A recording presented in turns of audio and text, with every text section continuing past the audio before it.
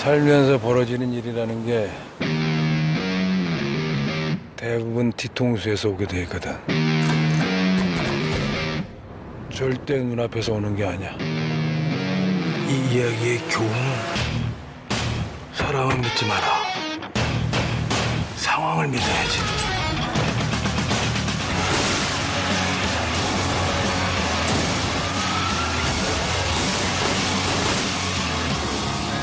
아직도 나 의심하는 거예요?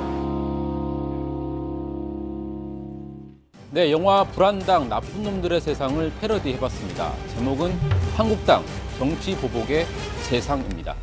자유한국당은 요즘 정치 보복이란 프레임을 강화하고 있습니다. 홍준표 대표가 어제 새로운 정치 보복 의혹을 하나 제기했습니다.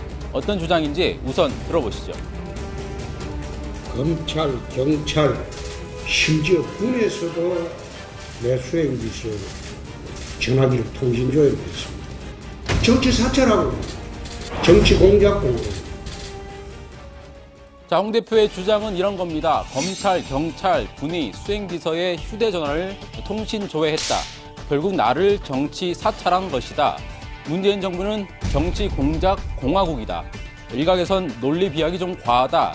이런 지적도 나옵니다. 하지만 한국당은 오늘도 의혹 제기를 이어갔습니다. 과거 김대중 정부 때 국정원을 동원해 국민의 휴대전화를 전방위로 불법 도청한 것과 그 과거 정권과 무엇이 다르다는 것입니까? 하지만 여당에선 홍준표 대표의 주장이 뻥으로 끝날 가능성이 높다는 지적이 나왔습니다. 오늘 회의에서는 언급할 필요도 없다는 냉소적인 반응이 많았습니다. 홍준표 정치사찰 주장과 관련해서는 이미 팩트가 다 확인되어서 이건 제가 언급할 필요가 별로 없는 사실이 되어서 이건 생략하도록 하겠습니다. 하지만 문재인 대통령은 특별한 당부를 했습니다. 청와대 관계자에 따르면 문 대통령은 오늘 참모들에게 홍 대표가 제기한 사찰 의혹이 어떤 상황인지 정확히 파악하라면서 제1야당 대표의 의혹 제기가 공방으로 흐르지 않도록 정성을 다해서 제대로 설명드리도록 하라고 당부했다고 합니다.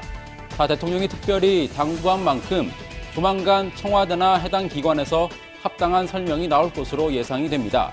하지만 그 전에 홍 대표의 정치 사찰 주장이 과연 근거가 있는 것인지 핵심만 추려서 팩트 체크를 해보겠습니다. 우선 첫 번째 주장부터 보겠습니다. 그 결국은 내가 누구하고 통화하는가 그거 알아보기 위해서 통신조회를 한 거기 때문에.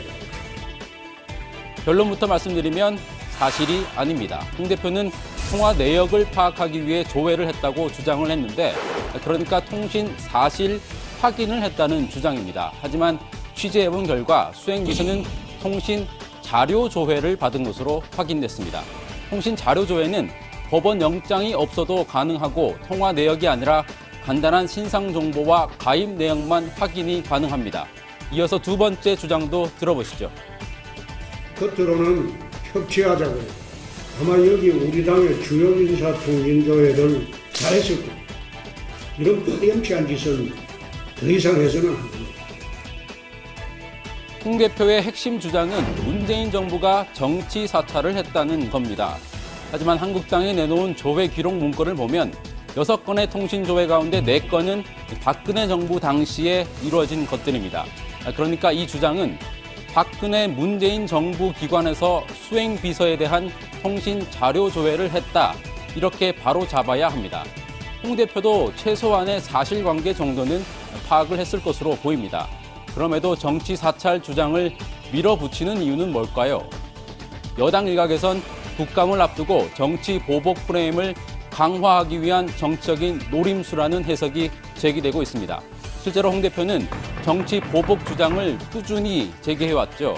특히 같은 당 권성동, 염동열, 엄영수 의원 등이 수사선상에 오른 데 대해서 야당 의원만 신상 털기를 한다며 정치 탄압이란 취지의 주장을 하기도 했죠.